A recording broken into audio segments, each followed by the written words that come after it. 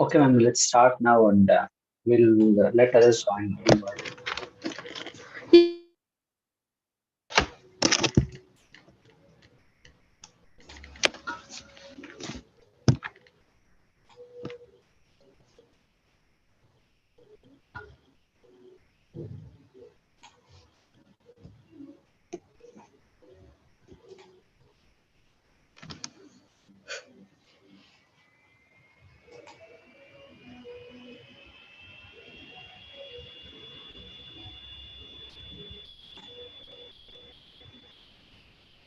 Okay, let me just share my screen.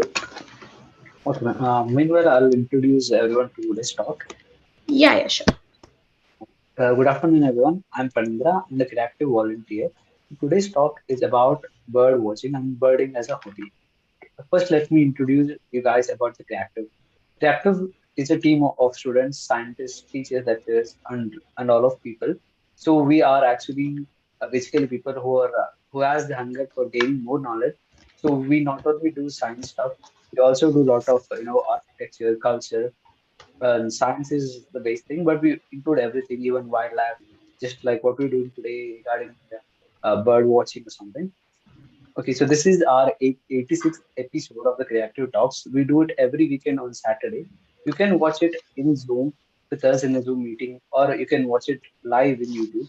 And if you have missed any of the live meetings, you can watch it again in our Zoom in our YouTube channel. It's known as Creative Jubilee, and we also have a lot of content on Instagram and Facebook. Where if you have missed any of this, we'll keep updating regarding our talks on them. And then you can even join our WhatsApp group to learn more about the Creative team and the activities that's going on. And recently, Creative been recognized as space tutor by the ISRO. So we are proud to be a part of Creative. So let me introduce you guys to today's speaker, Miss Swati S. Shenoy. She's an amateur ornithologist, bird enthusiast, and a graduate engineering trainee. So she's working in the Continental Automotive Components India Bengaluru in a mechanical designing engineering team. So today she'll introduce to us about birding as a hobby. That's the topic. So we'll learn about how to see birds, photograph them, and probably learn about them. And she'll explain to you guys more about it. So let's give her the thing now. You can go on. Thank you. Yeah, thank you, Panindra. So the topic for today is birding as a hobby, and this is something I've been doing for past 5 years. So, first thing, how it all began. So, yeah, once upon a time, I had this small camera, that Sony camera which you get. Yeah, I tried doing some circus. I tried taking picture of waves with that, and the wave just went right into the lens. So yeah, I had to say goodbye to my first camera friend. So for like 4 5 months, I was without a camera. I kind of felt like I was handicapped during that camera together. It was Nikon P900. It had 83x zoom. So one day I was just trying out, checking out the zoom and all in my camera, and I heard some small sound from the terrace. And I went there, and it was this very small bird, brown color bird, sitting. But birds, right? You can't just go close to them, take a picture, take a selfie with them, right? So that's when I tried using the zoom. And on top of that, my camera also had this birding mode in that. So I thought, okay, let's experiment. So I just switched it to birding mode and then zoomed the frame, and there was a small bird sitting. I took a photo, and it had this long grass in its beak, so it was on its way to build its nest. And took me a while. After some days, I came to know. I googled and all that. I got to know that the name of the bird was spotted munia. So it's this very small, finch kind of bird. I think for people who are into lovebirds and who have these birds at their home, they know what finches are. So it's from the same family. So this was a small bird, and then from there, every time you're a human, you're greedy, you're like you think what's next. So after this, I went around, tried taking more bird photos, tried zooming in more, and from there Right now I have a life count of around 210 bird species, and I can identify most of them. So for people, even my family and my friends tease me a lot. So for them, it's just, if it's black, it's a crow. If it's small, it's a sparrow. And if it has long legs and it's near water, it's a crane. But yeah, there's more to it than that. Coming to birding. So basically, it has two different categories. So you can either be a bird photographer or just a bird. So I started with being a bird photographer more than just a bird. So a birder doesn't have to take a picture. He or she just makes a list of the birds that they have seen in their lifetime. So bird photographer, I was a bird photographer for around 3 years, and then I realized that it's little disappointing when, even though you have seen a very beautiful bird and you missed to take a shot. Even though birding is like a therapy for me, it's very it just takes me to a different zone when I'm birding. But when you get that photography aspect in with that, you're just disappointed when the bird flies away. I mean, of course, it's a bird, it will fly away, it will not just sit there. But it's very disappointing when you don't get a photo. That's when I decided that I'm going to be a birder first and then a bird photographer. So in 2021, so I in the coming slides I'll explain about a thing called the big year, and I finally decided to do a big year. And that year I just went around clicking bird pictures, going around for birding in different areas and all that. So yeah, in 1 year I got around 150 bird species, of which around 25 were new species. And out of 150, I almost missed pictures of around, like, let's say 75 birds. But since I was a birder more than a bird photographer, I wasn't that disappointed that year.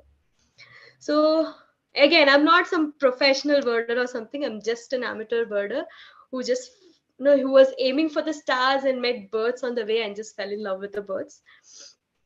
So let's say you want to start birding. I mean, it's not birding is like one of the most expensive and not that expensive hobby. Okay, so it depends how you choose to do it. So the basic things, the materialistic basic things that you need for a birding are a binocular if you're just a birder. But if you want to document that as well, you can take a camera, and this is the exact camera I was using. So this has 83x zoom. So I mean, right now it's not working, but still, so this was like the love of my life till it existed.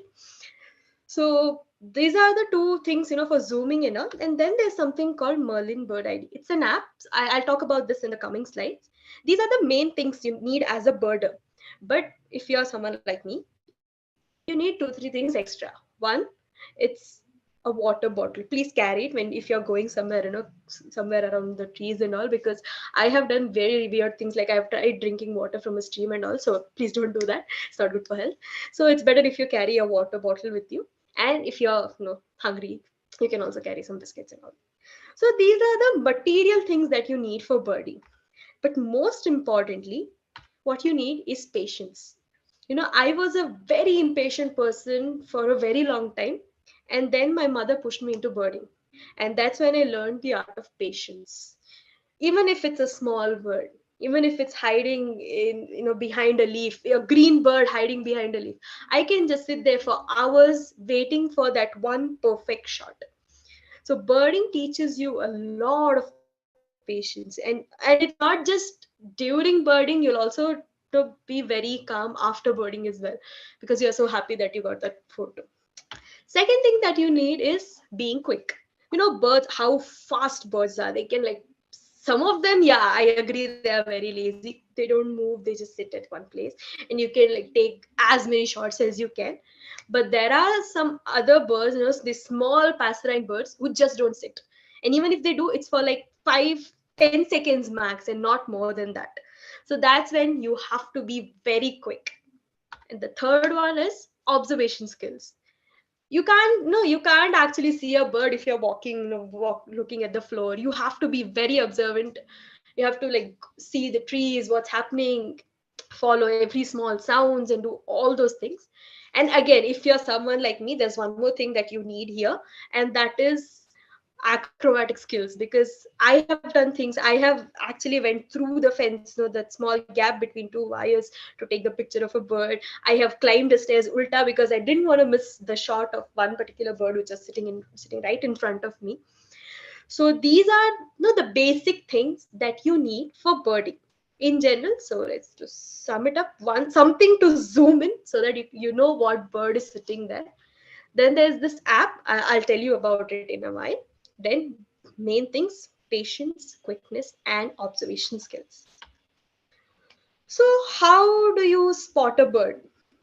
If it's some big bird like, this kites and all that, you can see it very clearly. So it's fine. You don't have to do a lot of circus to spot that bird. But when it comes to these small sparrow-like birds, sparrow-sized birds, it's very difficult to spot a bird until and unless you know the tricks. So how do you spot a bird? So one thing is, know your area. You know, try to, read about the bird life, the flora, the fauna before you go to any place. It doesn't have to be some huge tourist spot or something, but just know your area and know what kind of birds you can expect in that particular area. So this is one thing that you need. Second one is, be a very sharp listener, because there's this one bird which I came across a few years ago. I don't have the picture of the bird. I just know that this bird is very sharp. So when I went out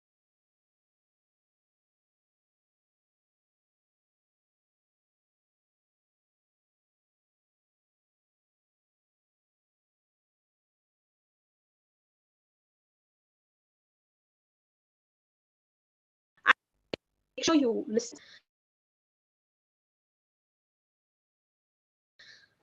so there's this Play Store as well. So it's by the corner lab of this app. And then you went out birding. You saw one was, let's say, yellow and black.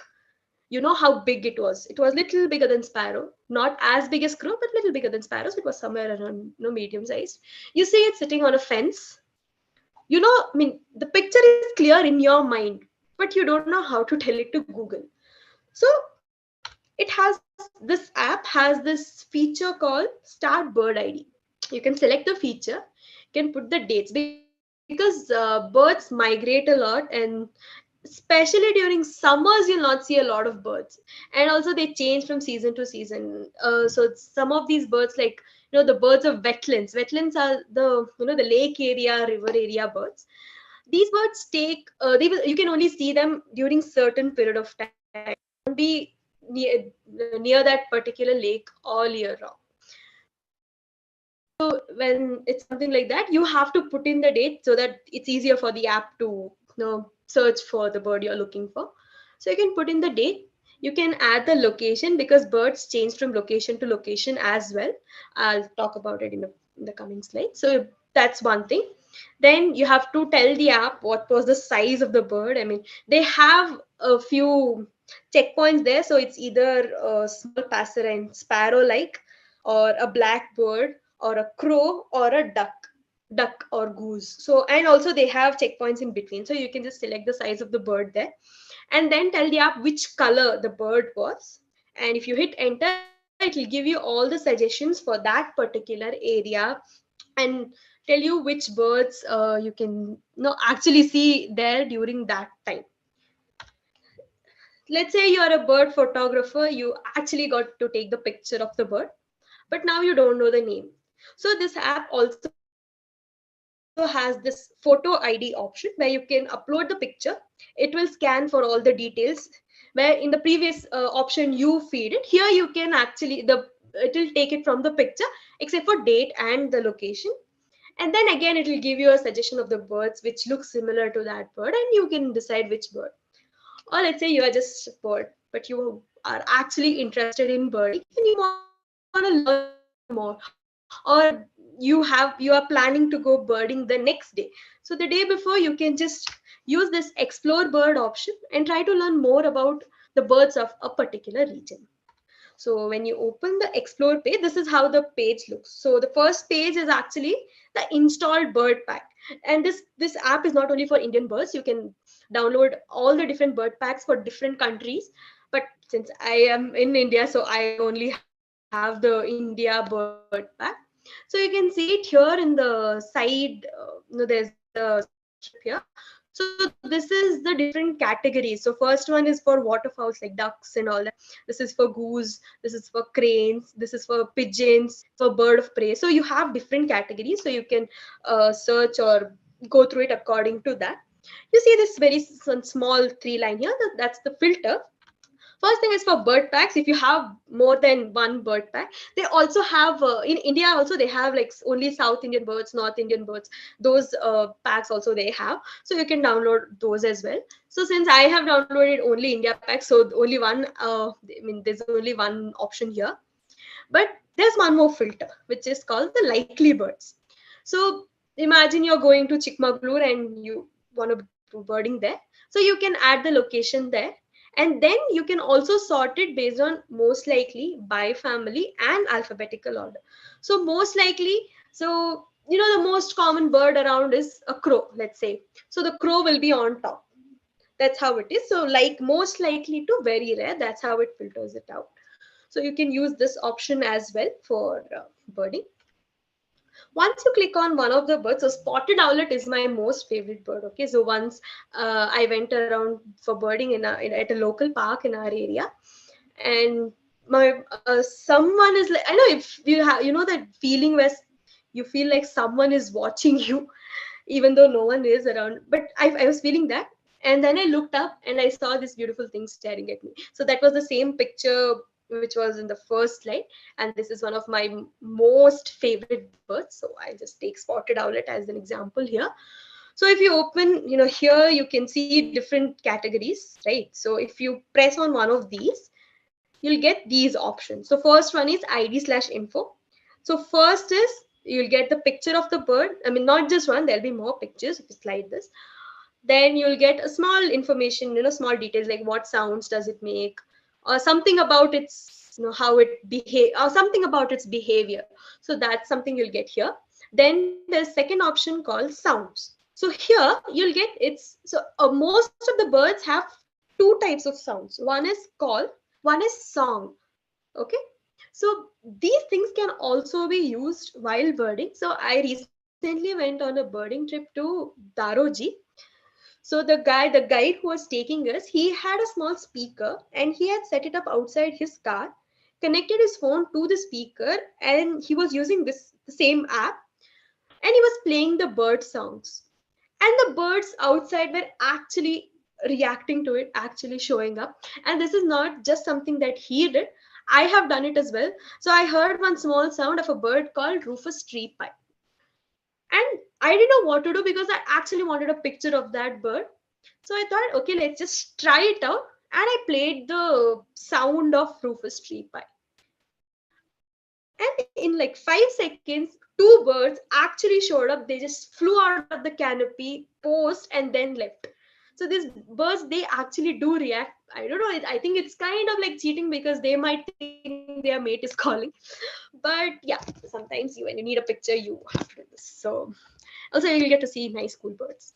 So other than sounds, there's one more option called map. So you can check if the bird is actually there in your area as well. So there's this bird called Malabar tree pie, and there's another bird, another not tree pie, sorry, Malabar pied hornbill. There's one more bird, one more hornbill, which is also black and white. It looks exactly the same.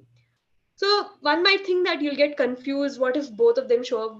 I mean, you don't know to identify which one is which. So the thing is, this Malabar pied hornbill, it's only found in South India, and the other one is only found in North India. So these maps are very useful when you're trying to identify a bird. So there's this other category on how to identify a bird. So there are different kinds of region. There's actually three basic categories. One is lush forest, one is arid or dry region, and there's wetland region. So wetland region is pretty much obvious. I mean, there's no nothing much. You'll see ducks, storks, cranes, and all that in that region, and also the fish eating prey birds. So you can find those as well. But there's these two categories, and you can follow this, to know what to expect when you go to a certain region. So one is lush forest, other is arid regions. Coming to lush forest, you have mostly green birds there. So you can see in the left side of the slide, these are the birds found in lush, very green, very thick forest region, and you can see most of them are brightly colored. And these are just the pictures I got from our areas. When you move to northeastern part of India, it's just jungle there, and there you will actually see pictures of every single color combination possible. So I have read that there are around 300 species of birds which you can see in that area. Yeah, 300, and all of them are like this small. So you get pink birds, green, red, all the combination of all these. So if it's actually an adaptation trick for the birds. So if it's green, the birds will be green. There's actually a bird called leaf bird, which is exactly the same color as leaf, and it lives in the trees. So yeah, it's very difficult to actually track them. That's when you use your ears and you track using the sound of the birds. So these, and you can see the difference on the right. It's all these birds. I took the picture from this Humpy Ballari side region. It's very dry there. It's almost like a desert. You can actually see cactuses there. So, and you can see the birds are mostly brown colored, mostly brown. I mean, there are other colors as well. They have small red putty or something, that too, but majorly these birds are brown color. Okay, so these are the major differences for birds that are found here. And this is not only for Karnataka or something. Even if you go towards Rajasthan, you will see great Indian bustard and all that.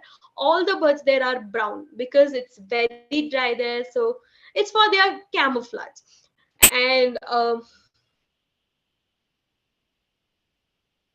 so yeah, this is the major classification. And like I said before, birds of wetlands, they're mostly ducks and all that. So it'll be easier to track. You can actually see them swimming in the water. But yeah, there are similar looking birds. You have to differentiate between it, and you can use the app, like I said before. So there's this proverb, I think everyone knows, that birds of a feather flock together. So it basically, in a straight up, means that people, like-minded people or people who have same interests, they stay together.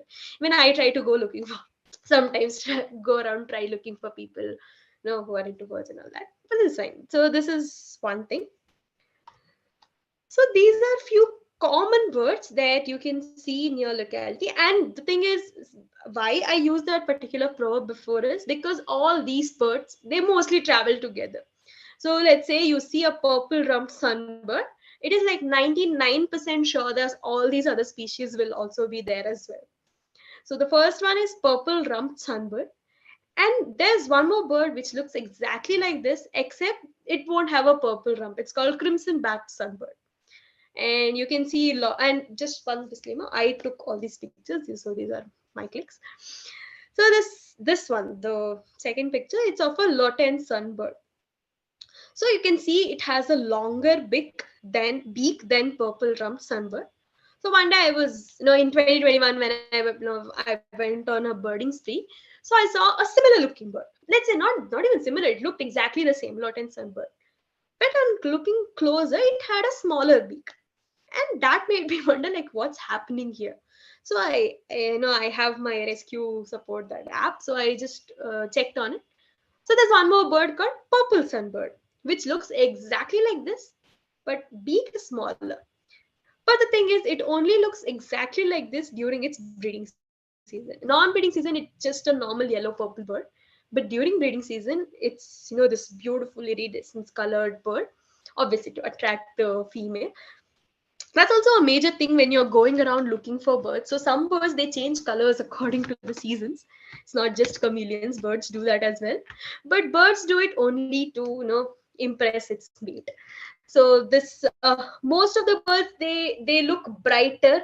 They look they look very elegant, very bright during mating season. There's this bird called egret. In Kannada they call bellaki. So bellaki, I think everyone knows what bellaki is. So this bird literally changes the color of its beak during breeding season. So in normal season, it has an orange beak, but when it's breeding season, it has a beautiful black beak with a green nostril and all that. So it looks entirely different, and it has his its feathers are more feathery. So yeah, it looks very beautiful during mating season. And there's this bird. I think everyone knows something called there's a bird called weaver bird. Kannada, it's called Gijaga. It's known for its beautiful nest. So even that bird, non-breeding season, it looks just like a sparrow with a more geometric beak. But when it comes to breeding season, it has this very bright yellow to impress its mate. So it happens in a lot of birds, not all, a lot of birds. That's one thing. And the second thing is, so you see the sunbirds here, right? This is how male sunbird looks.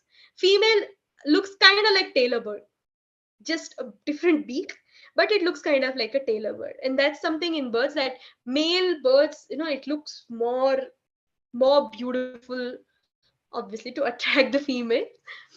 So the straight up the best example for it is the peacock. So you have seen how beautiful a peacock is, and when it comes to peahen, it's just a small brown bird. I mean, not being a racist or something, but yeah, that's how they look. And yeah, this small bird you see in this corner, it kind of looks like a sparrow, right? It looks like a black and white sparrow from the 40s or something. But no, that's actually a different bird called the cineristate. And I'm pretty sure you guys have actually seen these birds but never actually observed them. There's this one sound. It's a bird called white cheek barbet. So you see copper smith barbet here, right? It's green in color, and here in this region it has white cheeks.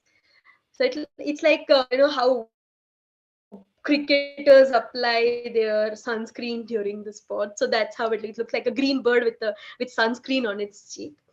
So uh, when before getting into birding, I used to go to my grandma's place a lot, and I remember hearing this bird shouting kutru kutru in the morning. Then one day I was sitting with this app. I didn't know much about barbets back then. I was just going through all the birds. I was bored, so I was just going through all the birds, and I then came across this bird called barbet. So I opened, and as I like I showed you before, it has that sounds option as well. And I was just checking all the bird sounds, and I heard kutru kutru. And trust me, it's not just me. I even told a lot of my friends. I showed them the picture, and they're like, "Ha, nice bird." Then I told them what sound it makes. I'm like, "Oh my god, is this actually that bird?" So yeah, so it's always there. We just don't pay attention much. All these birds, they have always been there around us. And honestly, most of these birds, we were living in a house for around 17 years, and only discovered all these birds in the last year. I mean, they have been there for the past 17 years as well, but we only noticed them in the last year. So if you haven't started noticing, please do, because birding is very addictive. And and i and it it's I started birding during my board exams, so it's not like it's going to affect your studies and all. But don't do it too much, like don't go around too much. If there's a tree around your house, you can just sit there, bird watch. It's actually a good practice. So next up, okay, I said all these things, this bird, that bird. Where can you go birding exactly? So these are the few places where you can go birding. One is somewhere near the forest area because it has trees there, and there's a perch and all that. Also, it gets no good food, good fruits and all that, so it can stay there. That's one place. Second place is bird sanctuaries and national parks. There are a lot of bird sanctuaries around here. There's Gudavi, there's Mandagadde, all these, but mostly bird sanctuaries are for bird of wetlands, Brangantittu, all that. So that's one place where you can go. And there's also something called birding nest and hideouts. These are private. You need to have a proper contact to go there. So yeah, these three are like the best spots for birding.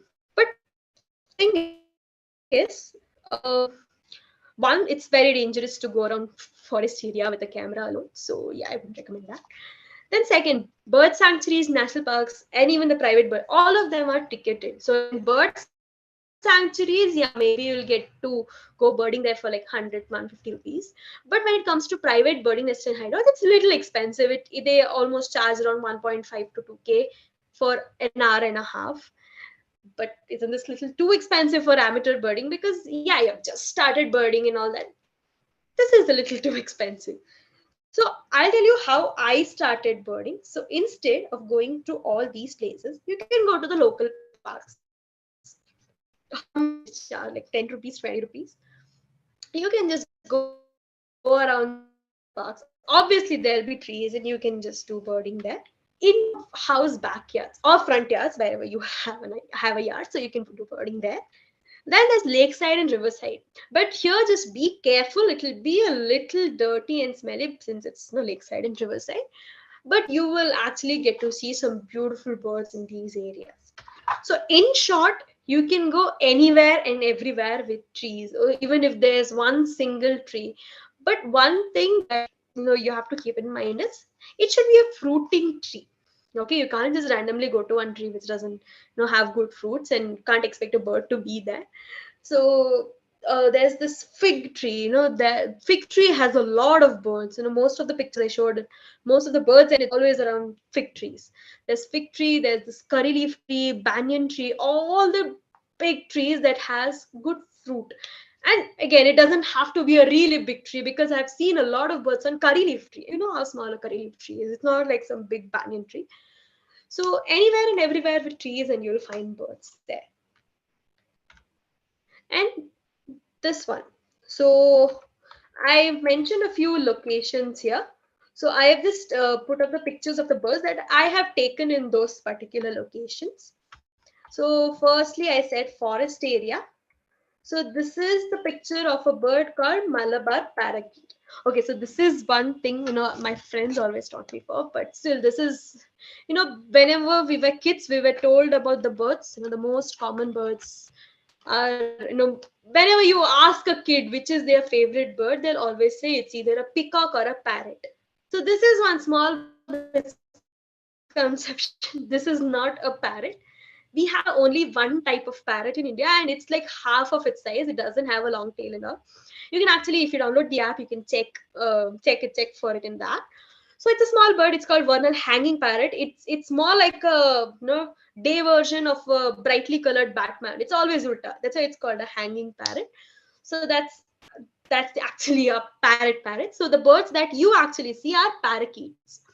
So there are different species of parakeets, but this particular species, I took it in the forest area while on a drive actually. And let me just tell you, most of the birds that I took are either from local parks or just asking my dad to stop while we are on a long drive and taking the pictures of those birds. So this is one of those. It's called Malabar parakeet. It's also called blue winged parakeet because you can see here it has these beautiful blue wings.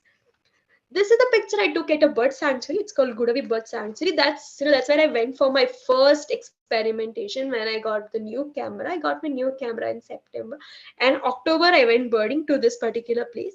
It's a beautiful place. It has a lot of bird species there, and this is one picture that I really like. Then I told you these private birding nests and hideouts, and this particular picture I took at no, this was my first birding nest and hideout experience. So I went to this place. This is somewhere around Bangalore. I had to pay, but it was worth it. So this is one bird, and this my my dearest, my most favorite bird, spotted owlet. This one I took at a local park. And next this okay, I missed the name. This is actually called a red napped ibis. So you can see an ibis here and here as well. So this is mostly found around rivers or fields or something. This is mostly found in the drier region. It's not a like proper bird of wetland per se. So this is actually a courtship dance. The male was trying to impress the female, and I don't know if you guys are gonna believe it or not, but I literally took this picture in front of my house. So there was this coconut tree, and again, good listening skills. I heard this sound. I go out and I see a huge group of red-napped ibis sitting in, perching in front of my house, and that's when I took this picture. So this was their courtship dance. He was actually trying to impress her. I don't know if it worked out or not, but yeah, he was trying to impress her that day. And this picture I took at a lake. This one also I took in Bangalore. You'll also get to see these birds in Ranganthitu. It's mostly found there. It's called spot-billed pelican. And my first experience with pelican was actually like, I always thought pelicans are not found in India. It was some international, some foreign bird. And then I went to a local park in Bangalore, and local lake in Bangalore, and I see this beautiful bird. Not just one, there were like hundreds of pelicans there. So the thing is, they come to this particular place in one season, and then next season they all fly to Ranganthitu. So in Ranganthitu, you'll get to see these birds, in a huge amount. Ranganthitu, and there's one more place near Mysore called Kokkarevelluru. There also you'll get to see these birds in huge numbers. So these are the few birds that I took in one particular region, but three of my most favorite clicks, I literally took them on the side of the road. So one is the great egret. I am still trying to figure out what those three birds were doing.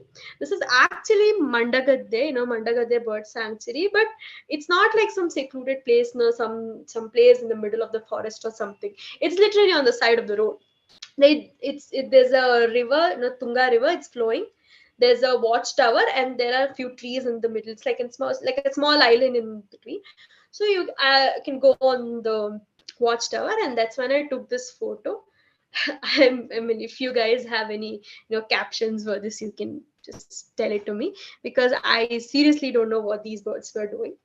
Then the picture in the middle, it's one of my most favorite photos. I went to this lake with my friend, and this spotbill pelican. It's actually a public lake, but this place I went, it's not even a public lake. It's just one small water body, not in the middle of nowhere, but still, it's just a small water body, and there are bushes around it. And it's called a common kingfisher, but trust me, it's not that common.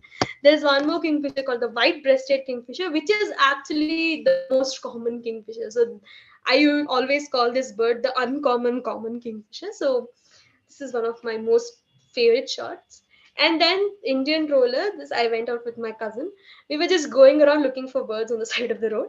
And this is actually the state bird of Karnataka. And yeah, these three are like, although I love all my photos and my birds, but yeah, these are a few of my favorite clicks. So yeah, like I said before, I'm gonna talk about the big year. It's actually, I have titled it From Shooting to Shooting.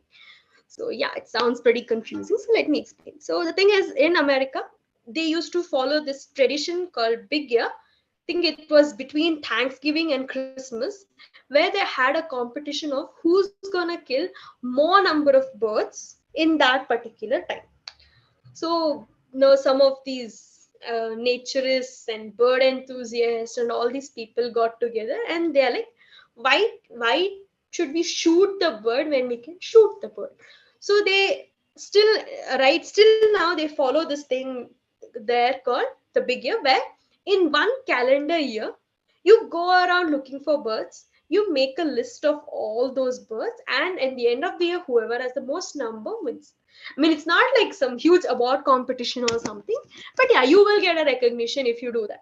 So this was in 2021, first Jan, New Year, and I was bored, and then I was just scrolling through Instagram, and I saw some, one page where they were talking about movies on birding.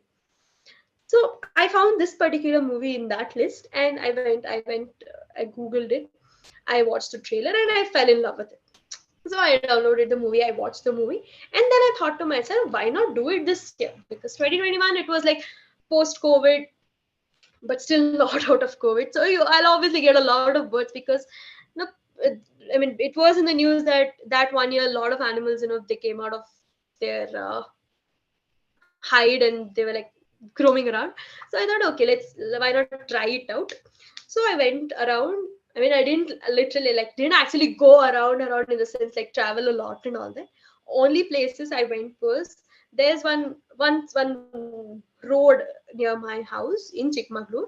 So that's where I go for birding. That Malabar parakeet picture which I showed, I took it there. I used to go there for driving classes. So That road was like very calm, very peaceful. It's just estates all around. So yeah, so I mean, obviously there'd be a lot of birds there. So that's where I went. Then I went to, then all the pictures are my aunt's backyard, my grandma's place is their front yard, and all these places, and local parks. That's all I. That's all the places I went to, and I got to see 150 bird species. So yeah, should try it. There's one this good practice which you guys can also follow if you're going out for birding, and that is maintaining a checklist. So you can like make a list of all the birds you have seen that year, and you can also keep a list of all the birds you have seen in your life, because I do that. And trust me, when I wrote the name of the 200 bird, I was actually shivering and crying because I was so happy, because I had finally seen 200 plus bird species in India.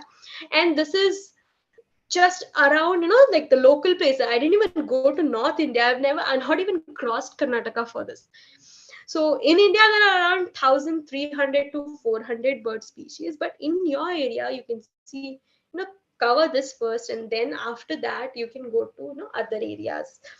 So yeah, birding, it's actually very effective. And now that I have started birding, even like most of my friends and all, my friend act, whenever they see a bird, they actually text me, like, I saw a small bird, this color, that color, what do you think this is? One of my friends actually even, got on the gutter to take a photo and send it to me, because they're like so proud that I am into birding.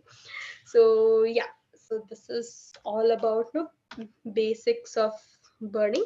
So if you guys have any questions, you can share it. I'll be happy to take a few questions now.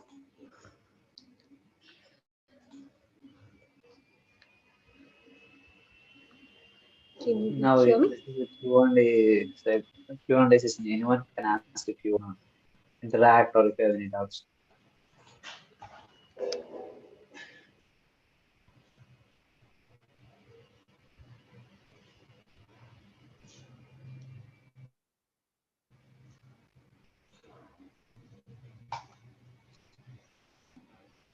Any questions? Any feedbacks?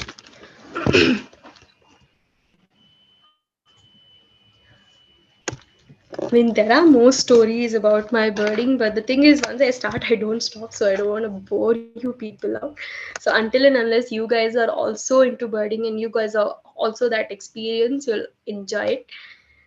Except for my friends and family, they just tolerate me. So yeah. So next time you go out birding, you can take this app. You can do all that. So it's a good practice actually. It's like a stress buster, and like I said, that I started birding in the middle of board exams. So every day till 4 I used to study, and 4 to 5:30, with 4 to 5:30 was just, dedicated for birding, and it was like a stress buster. So you should try it.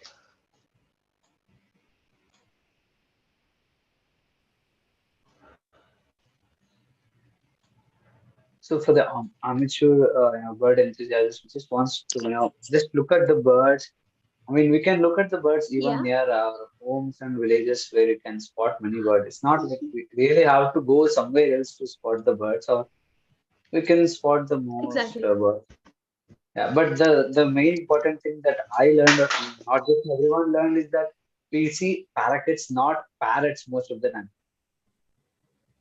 Yeah. Parakeets. So I mean, And I see a lot of parakeets in front of my home, and I tell even everyone, this, yeah, you say eagles, they are kites. that's one of Sometimes the things that I learned today. It's like now I can tell very everyone when they say it's curiosity. parrot, it's not parrot. Yeah. Sometimes my friends used to just ask me to tease me, so that they're like, try, purposefully say the wrong name. When my cousins do it. So Does anyone have any other questions or any feedback? I think Atul sir has texted something in the chat box. yeah.